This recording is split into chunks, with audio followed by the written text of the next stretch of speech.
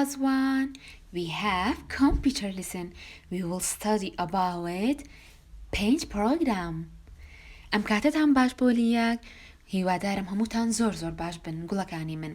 لەم وانەیەدا وەکو بەڵێنم پێیابوون ڕسمی پارچەکانی کۆمپیوتەرە کێشین لەناو بەرنامەی پینتە. What is paint program, class 1? You know, paint program uses to draw any picture that we like. Okay, is a program in computer used to draw any picture that we like. Okay, ئێمە خوێندوومانە پێشتر. ئێستاش لە ڕێگەی ئەم ڤیدیۆ دووبارە خوێنینەوە بۆ وێنەی پارچەکانی کۆمپیوتەری شەکێشین. بۆ لیەک ئەگەر لەسەر دیسکتۆپ یاخود لەسەر تاسک باڕەکەمان بەرنامەی پیتمان هەبوو ڕاستەوخۆ ئیکێنەوە. بۆ منە ئێستا من لەسەر دیسکتۆپەکەم هەما لەسەر تاسک باڕەکەشم هەما ئەتوانم ڕاستەوخۆ لێرە بیکەمەوە. بەڵام ئەگەر نەمان بوو we have to go to search. In search write down paint program. Okay, write down paint. Okay, it is paint. I click on it. Okay, it is paint program. ئێمە ئەمڕۆ ئەم وێنەی ئەکێشین لەناو بەرنامەی پینتە. رسمی کۆمپیوتەر پارچەکانی کۆمپیوتەر مۆنیتۆر کیس کیبۆرد ماوس. Let's start. ئەمە بەرنامەی پینتە پۆلیەک بزانین چیمان هەیە. Okay, in paint program we have tools, we have brushes and shapes. In paint program we have shapes that we use to draw. We have so many shapes that we can use. Okay, and we have color. Yes, in paint program we have color. Okay, لێرە ئەگەر بمانەوێ ڕەنگی زیاتر بێنین ئەڕوین بۆ کوێ سێریکە کلیک لەسەر edit کەڵەرەکەم ڕەنگی زیاترم هەیە لێرە ئەتوانم بهێنم و بەکاری بهێنم سفێرتانەکەم چۆن باشە. Let's start. To draw a picture I said we need shape. We have to draw shape. ئێمە shape بەکارێنین بە وێنە کێشان. ئێستا بۆ ئەوەی ڕسمی مۆنیتەرەکە بکێشم بۆ ئەوەی ڕسمی شاشەی کۆمپیوتەرەکەم کێشم کە پێی وترێ monitor we need rectangle shape. It is rectangle shape. ئەمە شەیپی ڕێکتانگڵە بەم شێوە ڕیسایز یەکەم ئەمە گەورە و جووک یەکەم لێرە بەشی خوارەوەی مۆنیتەرەکەم ئەکێشم زۆر باشە. I use another rectangle to the bottom of my monitor. بۆ بەشی خوارە و ڕێکتانگڵێکی تر ئەکێشم لکات. Okay, it's not good. It is good like that. Okay, I use eraser. لاستیکەکە بەکارێنم پۆلی یەک بۆچی بۆی ئەم خەتەی ناوە بسرمەوە. باشە سێریکە ئەی سرمەوە زۆر باشە بەم شێوێ توانین بیسرمەوە. باشە پۆلی یەک شتی زۆر گرنگتان پێ بڵم لوکات زێز. باشە من شتێکە سرمەوە یان شتی دروستەکەم هەڵا ئەکەم ئەمێ بگەڕێمەوە هەنگاوێک پێشتر.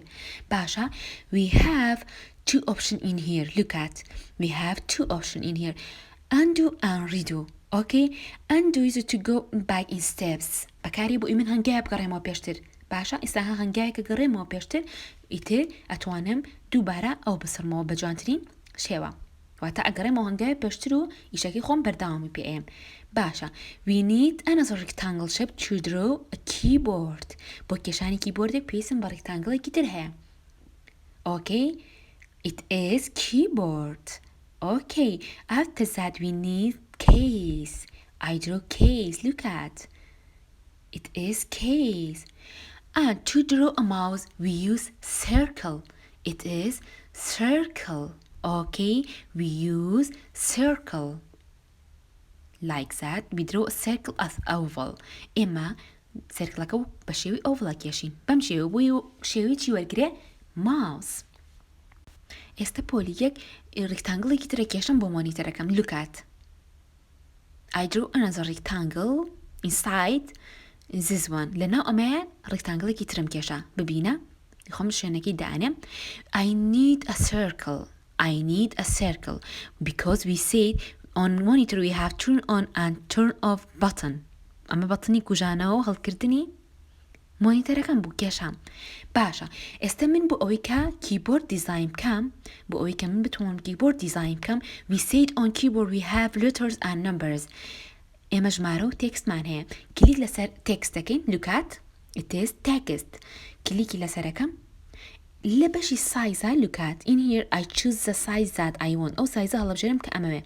سە من سایزەکە چی لێ یەکەم بچووکەکەمەوە باشە سێریکە کلیک لەسەر تێکستەکەم لێرە سایزێکی بچووکە لەژێرم بۆی جێگەی ژمارە و لێتەرسەکانیش ببێتەوە کلیک in keyboard لەناو کیبۆردەکە کلیکەکەم ئەنج ئەنووسم number 1 number 2 بەم شێوەی ژمارەکانە نووسم number 3 4 5 کەس بەم شێوەیە هەتا کۆتایی ژمارەکانە نووسم ئەمە بەحساب چی ئێمەیە پۆلی یەک keyboard very good after that we have letters A B C بە کەپیتەڵ بینووسی یان بە سمڵ هەر ئەبێ گوڵی من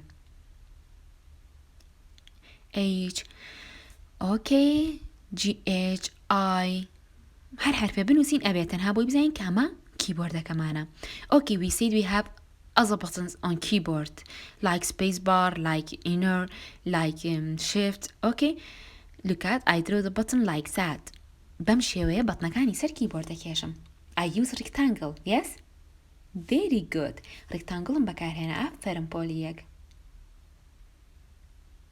بەم شێوەیە ڕسمی کیبۆردەکەشم کێشا و دیزاینم کرد باشە کە دووبارەی کێشمەوە بۆ ئەوی جوان دەرچێ هەوڵێم بە جوانترین شێوە بیکێشم what about case look at I use rectangle to case look at rectangle بەکارهێنم پۆلی یەک لێرە سێریکە rectangle بەکارهێنم بۆ دیزاینکردنی کەیسەکەم لێرە rectangle-ێکە کێشم باشە پۆلی یەک ئێستا پێویستم بە لاینێکی ترە بۆ دیزاینکردنی کەیسەکەم we have two type of line straight line and curve line straight line بە شێوەی ڕێگە کێشر curve line ئەتوانم خۆم تۆزێ خواری بکەمەوە باشە now I use curve line okay من لاینە خوارەکە بەکارێنم بەم شێوە ڕێکی کێشم دوایی لە بەشی خوارەوە بە ماوسەکە کەمێک ڕایکێشم بەم شێوەیە لارە بێتەوە باشە now I need a circle okay we said by using case we can turn on and turn off our computer ئێمە بە بەکارهێنانی کەیس ئەتوانین کۆمپیوتەرەکەمان کوژین هەڵیکەینەوە ئەو بەتنی کوژانەوە هەڵکردنی کۆمپیوتەرە okay what about mouse let's design our mouse I use straight line باشە لێرە لاینێکی ڕێک بەکارهێنم دووبارە لاینێکی تر ڕێک بەکارهێنم بۆ بەشی خوارەوەی ماوسەکەم زۆر باشە بەم شێوە من توانیم ڕسمی پارچەکانی کۆمپیوتەر بکێشم باشە پۆلی یەک پێش ئەوەی ئێمە ڕەنگی بکەین واتە پارچەکانم ڕەنگەکان من حەزم لێیە دیزاینی مۆنیتەرەکەمام گۆڕین باشە ئەمەوێ ئیمۆجیکی لەسەر مۆنیتەرەکەمام کێشین ئیمۆجیک کە وەکو وا بێ پێکەنی بێت okay how can we do that I use circle چۆن ئەمە بکەین circle بەکارهێنین okay I draw two circle like that it is the eye of my monitor توانین بڵین ئەمانە چاوی مۆنیتەرەکەمانن چاوی شاشەی مۆنیتەرەکەمانە باشە and now I use curve line لاینە خوارەکە بەکارهێنم باشە I use curve line like that بەم شێوەیە باشە پۆلی یەک لێرە ئەمەوێت تێبینێکی زۆر گرنگتان پێ بڵم ئەم لاینە خوارە کاتێکی کێشم ئەگەر بمێ شتێکی تر بکەم ئەبێ کلیک لە شەیپێکی تر بکەم بۆیە خوار نەبێتەوە چۆن ئێستا با پیشانت بم کاتێ من هەنگاوێک ئەگەڕێمەوە پێشتر سێریکە ئێستا من هەنگاوێک ئەگەڕێمەوە پێشتر دووبارەی کێشمەوە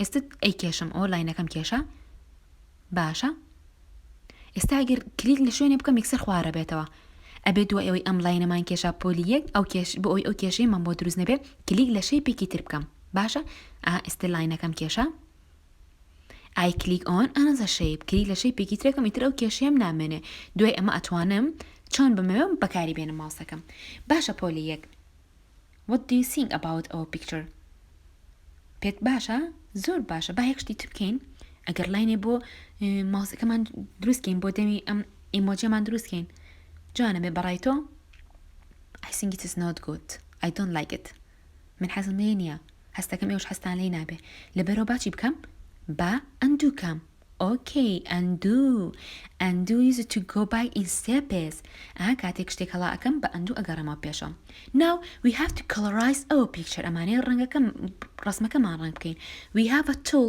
that is called fill with color okay وی لە شێوی سەتلای پێم وتی لێرەیە هەر ڕەنگێ بمێ ئەتوانم هەڵی بژێرم باب تاقیکەم وەزانشی ڕەنگە جوانە تێستێکەمان باشە ئەمە کەم بە بلاک ئەوەشە کەم بە بلاک nice it is good okay and I use yellow color to the turn on and turn off button on for eyes I use yellow color باشا ليرة شاتوام oh my god I use blackم بكارينا it's not good I change it ئەیگۆڕم ها ئەنجوم کرد ئەیگۆڕم بۆ ڕەنگێکی تر بۆ نمونە ئەم بێجە ئادی it is good yes but I changed to another color brown okay what about yellow okay I think it is good I can use brown color to the eyes of my monitor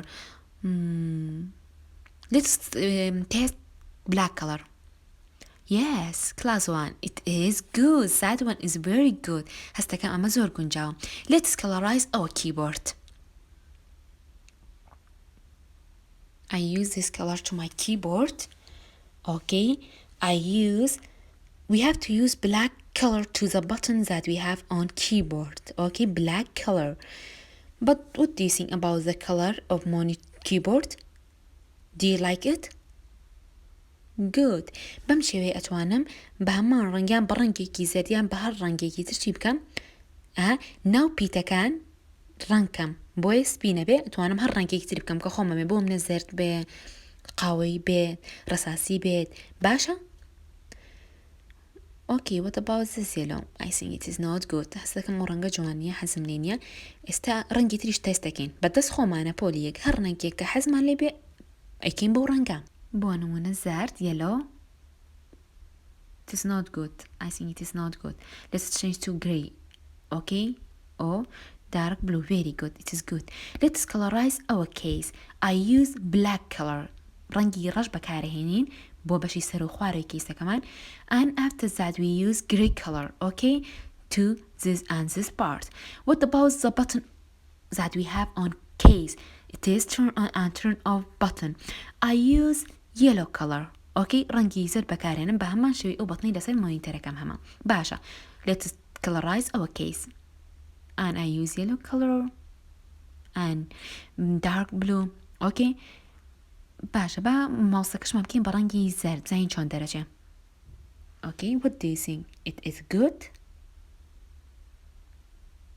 yes it is good پۆلیک ئەتوانی بەدڵی خۆ ڕەنگ تاقیکەیتەوە باشە ڕەنگەکەم گۆڕی ڕەنگ تاقیکەیتەوە حەزی لە کامە ڕەنگ بوو ئەوە بەکار بهێنە باشە واتە ئەمە شتێکی دیاریکراوە نییە ئەگەڕێتەوە بۆ خۆتان حەستان لە چی ڕەنگێکە ئەتوانن ئەو ڕەنگە بەکاربێنن بەڵام با گونجاو بن ڕەنگەکان بەیەکەوە باشە با ڕەنگەکان لێ کۆنزیک بن و گونجاو بن ئێستا من ئەو ڕەساسەشم لابەر کردم بە ڕەنگی کیبۆردەکە ئێستا جوانترە وایە Are you agree with me yes باشە پۆلیەک ئێمە ئەزانین کە هەموو پارچەکانی کۆمپیوتەر بە وایر ڕەبتن بە کەیسەوە واتە ڕۆشتن بۆ کەیس بەم شێوەیە ئەتوانین وایر بکێشین کە لە مۆنیتەر و پارچەکانی تریەوە ڕۆشت بێ بۆ کەیس I use curve line okay I use curve line with black color بەم شێوەیە ئەتوانم لە شێوەی وایر ئەم لاینە بەکار بهێنم واتە کۆمەڵێ وایرم هەیە لە پارچەکانی کۆمپیوتەرەوە ڕەبتە بن بەچێوە بە کەیسەوە لەبەرەوە هەتا کەیس ئیژنەکە پارچەکانی کۆمپیوتەر ئیژ ناکەن بەم شێوێ پارچەکان ڕەبتن بە کەیسەوە واتە وایرێک لە مۆنماوسۆ ڕۆشتە لە کەیسەوە لە کیبۆردی شۆڕۆشتە بۆ کەیسەکەمان بەم جۆرە لاینەکانە کێشم by using curve line I say it curve line okay very good زۆر باشە ئافەرم پۆلیەک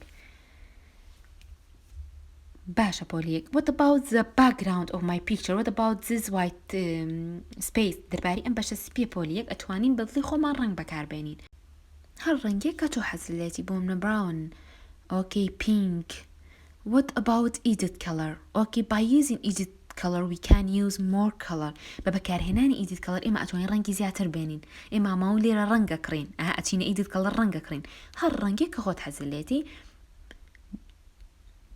oh my god it is not good let's choose another color با ڕەنگێکی تر هەڵبژێرین